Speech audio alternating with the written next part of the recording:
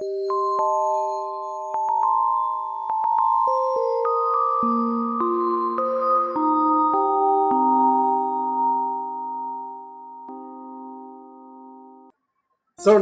the next is, we all talk about hard work. A lot of times since our childhood, everybody has told us that there is no substitute for hard work. That's true. There is no question about it. But the question is how we do it.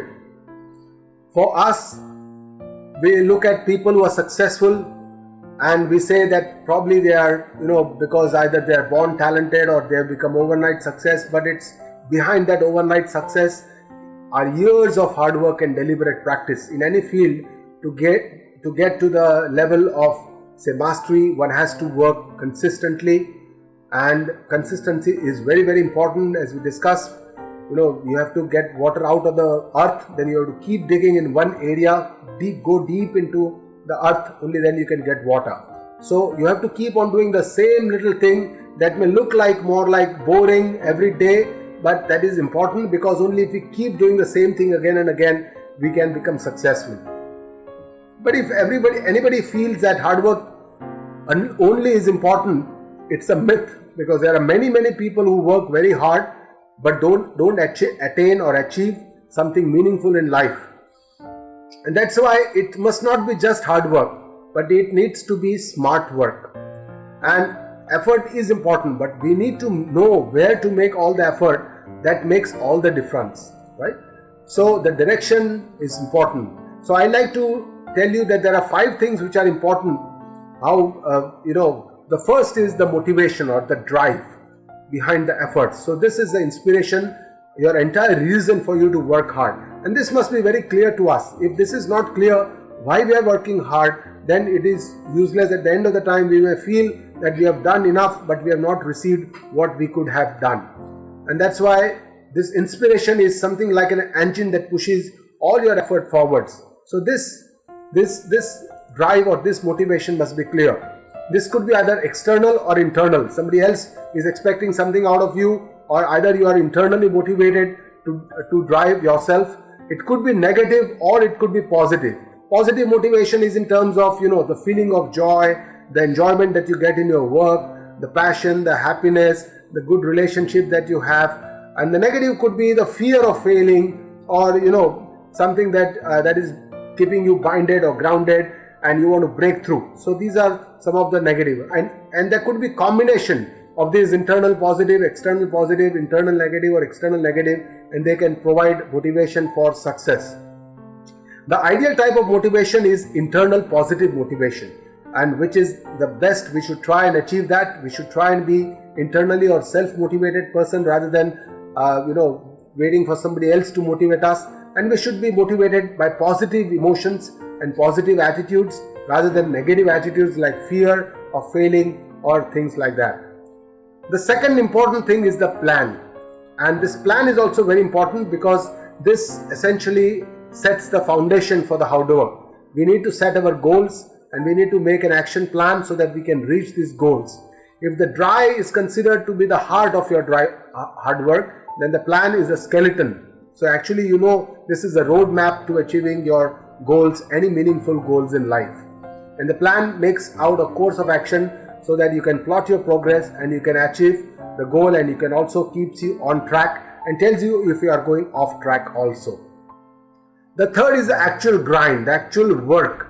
And sometimes this grind is very fun and exciting because you are passionate for it, but sometimes it can become very tedious, stressful, or even it could become discouraging for you, and it could be boring also. But these are the times when then we have to get some kind of motivation for doing this activity. And it is how we handle this grind or the routine work is often separates the winners from the quitters. And I'll share with you one beautiful statement that has helped me essentially, which was written in the seminar rooms of one of our organization when I and Radha were working, because the grind was so it was so consummating on us. And this was a statement which helped us. Winners don't quit. And Radha would remember this: quitters don't win. And this is something that helped me a lot, because whenever you feel that you are doing too much of grinding work and probably you can't see anything in the short run or short term, probably you sometimes start feeling that it's better to quit and then do something much better, something that gives you a short-term success. But then this statement is very profound, that winners don't quit, they keep doing the same thing, and quitters don't win the match. So you have to see from a long-term perspective what you're going to achieve in life, rather than seeing this from a very short-sighted view. The fourth is the sacrifice. So when you decide to work hard and achieve something in life, there is a lot of sacrifice that we need to give, and this is the crux of the hard work. Is it worth what we are leaving behind?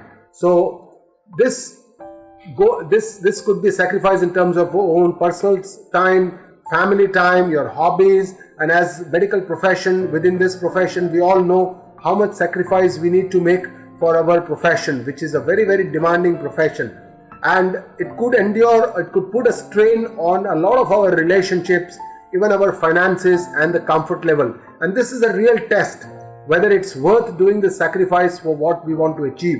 And that's why this goal has to be very clear in us. And finally, the payoffs or the rewards which we are going to get at the end, we have to define number of goals and milestones that we have reached, and we must keep celebrating small wins, because unless we just keep a very long-term goal and we don't keep celebrating on the way, it may become very boring. And then the rewards could be either tangible or it could be intangible. Especially in our medical profession, there are many, many intangible rewards. Patients are so happy, that cheerful smile that you see on the patient's face when they get better, the good nice words that they speak about the doctors. They say that you are next to God, you have done so much for us, you have saved our life. So these are the intangible kind of rewards. A lot of blessings people give us as doctors, as medical professionals, as healthcare workers. So ours is a unique profession where there are many, many intangible rewards, and we cannot compare the intangible and the tangible rewards, because that is something that doesn't have a value in terms of some money or some name or fame. So a medical profession in that way quite unique. The other thing is that you cannot please all the people all the time, and whatever you do, some people will keep on saying something or the other. I'm sure you have heard the story of a man and his donkey along with his son. He is going, and initially they are both walking and the donkey is also walking. So somebody meets them on the way and says that, see, such a foolish, this person is making his son walk rather than putting him on the donkey. So then what he does is that this gentleman asks his son to sit on the donkey, and then somebody else meets them and says, see, such a foolish person is walking while only his son is riding on the donkey. So then he decides to also get and sit on the donkey. So both of them start sitting on the donkey and going ahead. And then somebody meets them and then he says, see, they are such foolish people, they both are sitting and giving so much of pain to the donkey, why should they do this? So finally both of them again step down from the donkey. So essentially this story tells us that whatever you do, people will speak something about it, and we shouldn't take it to mind. I'm not saying that we shouldn't listen to what people criticize. If there is a healthy criticism, we should always look at it, we should always think, we should always see if we can change in some better way. But doesn't mean that whatever people talk about us, that we take it to mind, but we should be focused on our own task. We should just compare ourselves with our own self, try to improve on our own self, rather than comparing ourselves with our peers or our friends or our colleagues.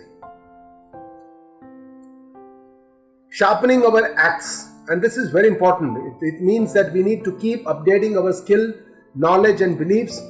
It could be reading a book, it could be taking time to think and reflect, it could be learning new skills or hobbies, it could be rewinding with your family, it could be taking a break or a vacation, whatever. But we need to get away from activity, and we have to sharpen our axe. And these are famous words of Abraham Lincoln. He says, give me 6 hours to chop down a tree, and I'll spend the first 4 hours sharpening the axe. So if you can keep this in mind, you can't just keep using your axe all the time. You have to take some time off and rethink and resharpen your axe before you go ahead and start using your axe again.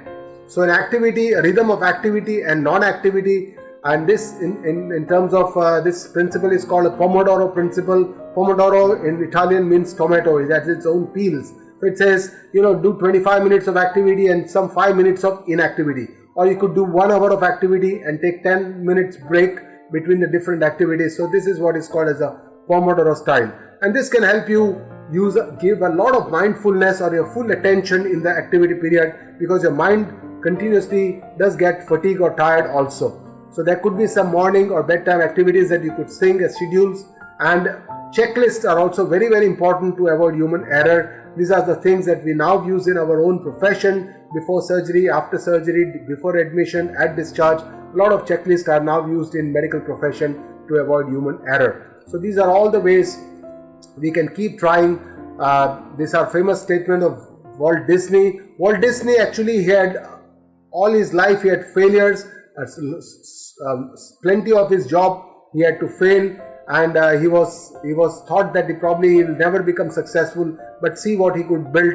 And he says that the difference in winning and losing is most often not quitting. So you keep trying and doing whatever you are made for or you are meant for.